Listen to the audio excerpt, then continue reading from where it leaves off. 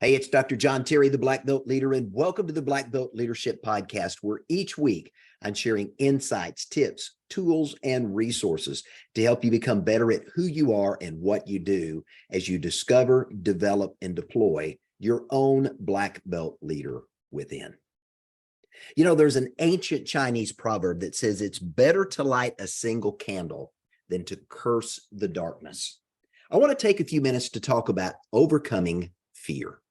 And I want to start with a couple of questions. What are you afraid of?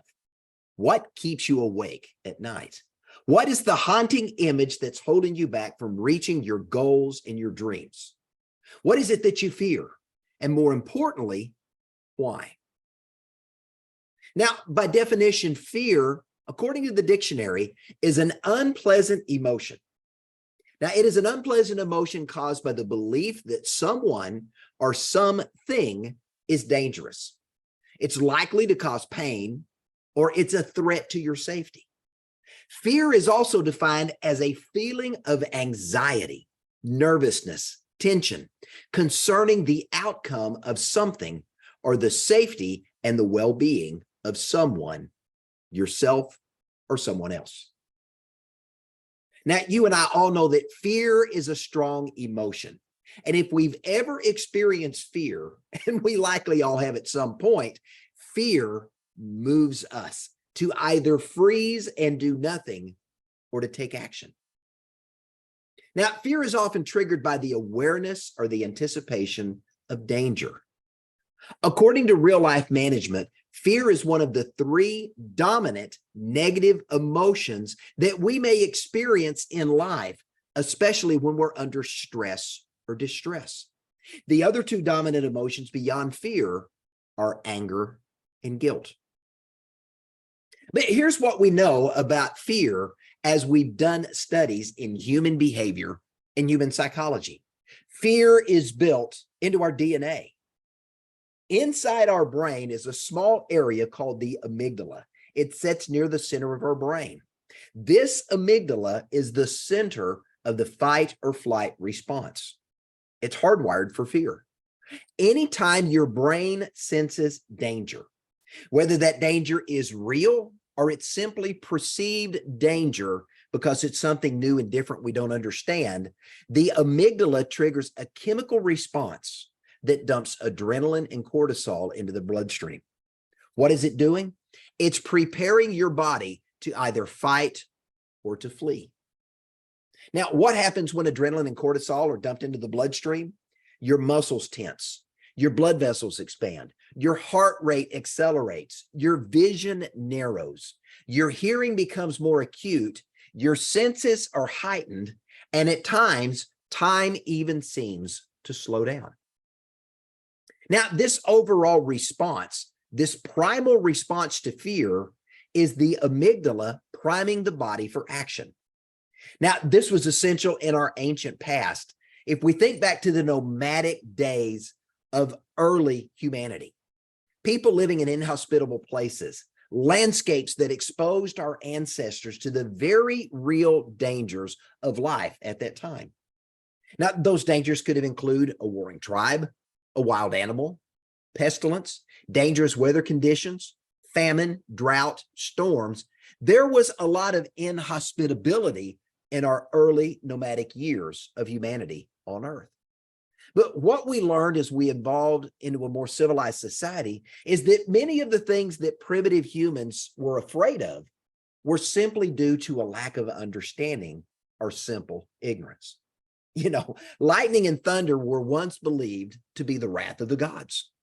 Today, we know scientifically where lightning and thunder come from.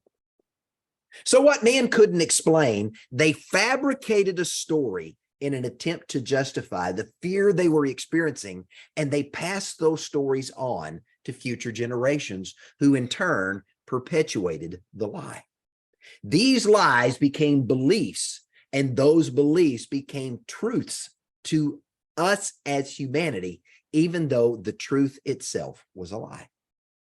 Now, this emotion of fear responded to our ignorance, and ancient humans simply accepted this emotional response to fear and being afraid as something that was true. even though over time we've learned that many of the things that we were afraid of, we shouldn't be afraid of. Understand, as we look at fear, our initial response to fear, the way it's hardwired in our DNA, is reactive. There's no attempt to gain understanding. There's no attempt to evaluate if our emotional response is even valid and justified based upon what we're experiencing in the moment. We simply react to something that we don't understand or we're afraid of. And as a result of that, what have we done? We've taught our children to be afraid, and they taught their children to be afraid, rather than simply asking the question, is this even something I need to be afraid of? Now, one of the concepts that is taught in the martial arts is situational awareness. It's referred to as Zanshin in Japanese. It's defined as a heightened sense of awareness, being prepared for danger, and being ready to take appropriate action. Zanshin literally means remaining mind. It's about being conscious and remaining in the moment, being aware of what's happening around us, consciously aware of what's happening around us, and evaluating our response in advance. Zanshin is about intentionally being aware of what's going on around us and choosing in advance how we're going to respond. So rather than reacting, we're responding. We're being proactive. You see, when we're aware of what's going on around us, we can proactively determine if there truly is a threat to our welfare or our well-being, or if this threat is nothing more than a perceived threat, and we can evaluate in advance our available options to respond. Zanshin is a proactive response to fear. Now, think about it this way as we look and study and evaluate human behavior.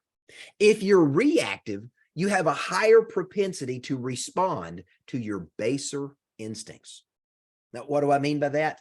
Your baser instincts is that old primal fight, flight, or freeze instinct that's hardwired into who we are.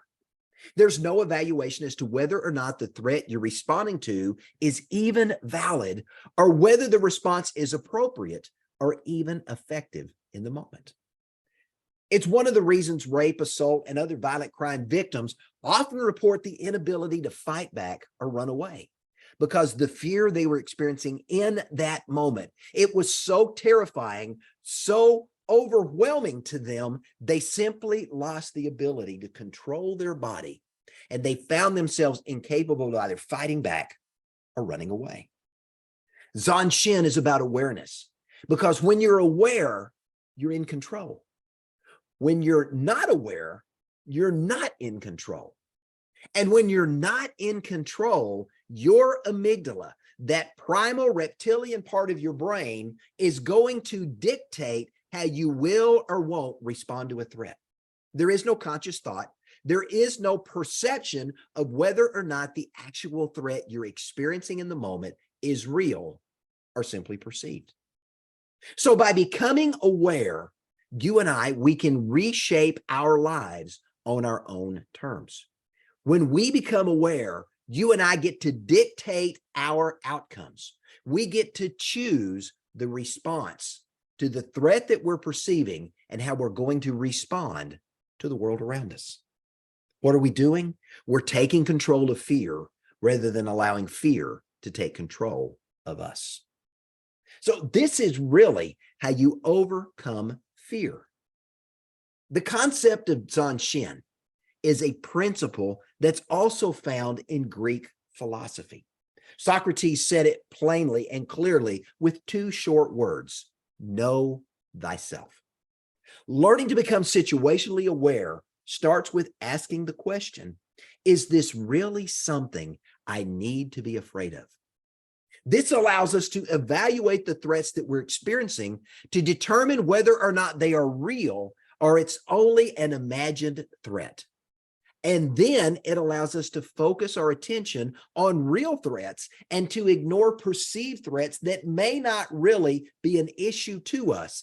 And we can focus our attention and response where it truly needs to be. Now, the ancient Greeks understood that when we become conscious, when we become cleanly aware of the world around us, we question, we analyze, we observe, and we learn. These ancient Greeks also realized that fear, rightly used, can lead to even greater awareness. Let me share a personal example that I think you may be able to relate to as well. Do you remember learning to ride a bicycle? Man, I do. I started on a tricycle before graduating to a bicycle with training wheels. Now, migrating to the bike, I remember it was initially scary because it was unknown, it was uncomfortable, it was unfamiliar. I was higher off the ground than I was before, and I was on a platform that was as stable as the trike. My brain interpreted this as dangerous, something to be afraid of. And initially, I was. Now, maybe you remember riding a bike for the first few times and you can recall that same fear as I did. I would get on my bike and I would tell myself, it's going to be okay. And I would start pedaling very slowly. The minute the bike started to wobble, I would jump off and then I would get back on and I would go a little farther and I would repeat this process over and over. And here's what happened. Over time, I became aware. Zanshin took place in my life, and I became consciously aware of how to balance on the bike. And as my confidence grew, so did my speed. I was practicing Zanshin, learning to overcome the fear that was holding me back. Well, one day my dad decided he wanted to up-level my experience on my bike, and he removed the right training wheel. So guess what? If I leaned too far to the right when I got on that bike, I'd fall over. Well, guess what happened? The fear returned again. My amygdala kicked in and this fight or flight response once again took hold of me. Again, I had to ask myself, is this something I really need to be afraid of or not? Or am I simply going to allow fear to control me? Now, I got to admit, at first, I got really good at making left-hand turns so I could lean into that other training wheel that was there, but I got better. Matter of fact, I got really good at going straight ahead as well. And I even starting to make some slow, deliberate turns to the right. And then came the day when my dad showed up and removed the left training wheel. Once again, the fear returned. That fight or flight response kicked in and I became afraid. I didn't want to get on that bike, but my dad encouraged me. He said, son, you can do this. And he reminded me of all the times I'd ridden down the street on 4 wheels and then on 3. And each time I had ridden that bike, I had gained confidence in myself and my ability. My dad reminded me as he was helping me get on that bike with no training wheels, I was learning to control my fear as I was learning to ride a bike with no training wheels. So my dad held the seat and he walked along beside me and jogged along beside me as I got my balance on the bike. And then he started to run alongside me, holding onto the seat, encouraging me to keep pedaling. So I did as I've always done. I kept pedaling the bike. My plan was to go to the end of the block and turn around and give my dad a high five for hanging in there with me. But about halfway down the block, I glanced back and realized I had picked up enough speed. I'd left my dad standing on the side of the road. I was riding my bike. And in that moment, Zanshin kicked in. I became aware of my ability and the fear left. I went to the end of the block. I turned the corner and I kept going. I didn't come back until I had made a loop around the entire neighborhood. Now, I have to admit that was exciting for me, and it was my first ability that I can recall really overcoming and conquering fear in my life. And since then, I've used that very same principle over and over again. Practicing this concept of Zanshin, becoming situationally aware, has allowed me to evaluate in my life which threats are real and which threats are only a figment of my imagination. And as a result, I've learned to control fear, and I've learned to choose the response I'm going to have rather than allowing fear to control my life and limit my future. And here's the good news. What I've learned, you too can learn to do. And when it comes to overcoming fear, you can do the very same thing. You can learn to overcome your fear. Now, it does require one thing. It requires that you go within and question the emotions you're experiencing right now in that moment. And more importantly, ask yourself why. This is how you overcome their fears. It's how I overcame the fear of the dark. It's how I overcame the fear of riding a bike, of driving a car, of climbing a ladder, climbing a mountain, or any of the other fears I've experienced at different times in my life. It's learning to practice Sanshin. It's learning to become consciously aware of what's going on in the world around us, evaluating the risks that we're facing, and determining how we choose to respond to those risks. What are we doing? We're learning to reprogram our emotional response to fear. Remember this, a reactive response to fear is only reinforcing the fear of the unfamiliar, the uncomfortable, or the unknown. What's it doing? It's holding you back from achieving your full potential in life. Because here's what I can tell you about success. Success in life is always on the other side of uncomfortable, unfamiliar, or the unknown. Ask Henry Ford, ask Thomas Edison, ask Madame Curie, ask Mahatma Gandhi, ask Nelson Mandela, ask Martin Luther King, or anyone who has had to face the fear of the unknown, the unfamiliar, or the uncomfortable. Each and every one of those individuals, if they could speak today, would tell you they chose not to live life in defeat. They chose not to allow fear to hold them back from saying, doing, and becoming more. And they made a conscious choice to take that uncomfortable step anyway. I shared an old Chinese proverb at the beginning of today's podcast, and I want to repeat it again. It's better to light a candle than to curse the darkness.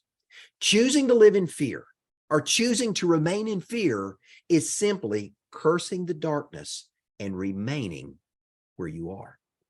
Let me say that again. Choosing to live in fear or to remain in fear is simply cursing the darkness, but remaining where you are. This allows fear to control your life, to paralyze you, and to limit your success. Now, black belt leaders in life choose to light a candle. They choose to illuminate their path and find a way forward. And here's what I can tell you. The smallest flicker of light dispels the greatest powers of darkness. When you light a candle and illuminate your path, what are you doing? You're choosing to challenge your fear. You're choosing to question whether or not this is even something to be afraid of, and make the conscious decision and take the conscious action to move forward anyway. Overcoming fear comes down to a choice. Remain bound by fear and curse the darkness, or light a candle and find the way forward. Those are your two choices. Remain bound by fear and curse the darkness, or light a candle and find a way forward. Both of those are choices, and you get to choose one and live with the consequences. So choose wisely and overcome your fear. I'm Dr. John Terry, the Black Belt Leader. Thanks for joining me for this Black Belt Leadership Podcast, and have a great day.